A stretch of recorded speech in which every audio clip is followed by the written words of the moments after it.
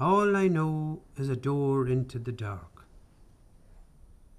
Outside, old axles and iron hoops rusting. Inside, the hammered anvil's short pitch ring.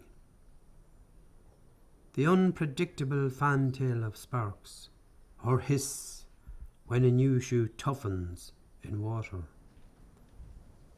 The anvil must be somewhere in the centre, horned as a unicorn, at one end and square, set there immovable, an altar.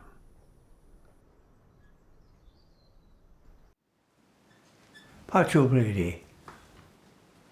I'm from Chalketleave and Ballinyock out of Gabha. The 30th of April, 1923. It's a long time ago. It was a great life. Never was, always had a good family life. And never was anyone much till I grew up a bit. Used to fish, hunt, shoot, and work very hard from I was 8 years old. Well, my father and mother was a great family, was a great parents, and had a good family, and worked hard, and they didn't make much money, but they made lots of, they had lots of, always lots of grub. I didn't say that to you. Yeah. I had 2 brothers and myself and a sister. Then I seen that there was no place for a man as he grew up. Of course, there wasn't fit to do the most work that had to be done. Train horses and work the horse and put out manure and set spuds to keep the family going. I learned horseshoeing. I must have been around the 20s. And then I started blowing the bellows in the forge for Patty, for the boss. Hand bellows. No. Worked on that sledging for nearly 2 years. Making counters of ploughs and doing mowing machines and all sorts of wheels of carts and everything. Oh, well, I was driving on the shoes for a long time. And then I was clinching them and putting the horses and shoeing them and doing all the horses work myself then. And from that on, learning. Because when you were working, you were learning. And I'm still learning.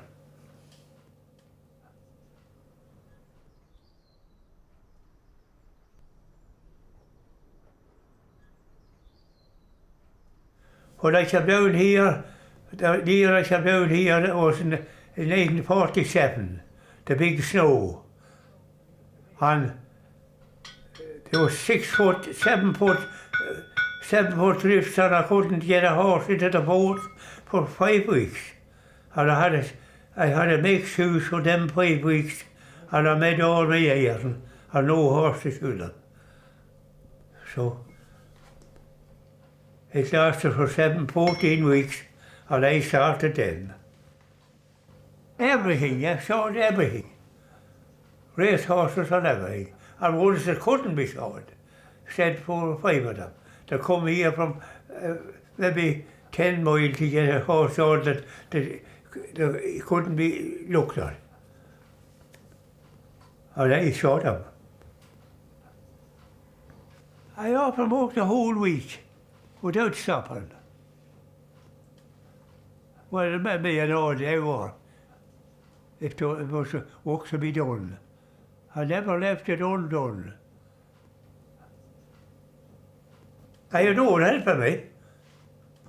Every other blacksmith had a helper. Well, I built a fort of my own with frame on. You see, the other old fort that I rented for the 7 or 6 was blew down. And I came over here and I didn't know what to do. I was going to go to England, America.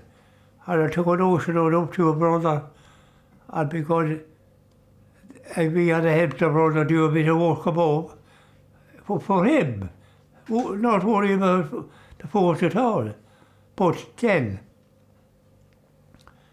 I built a fort, and I built it with, there was no blocks. I built it with frame on it, and loose cement, and a shovel. And it's there all the time, it's still there. No.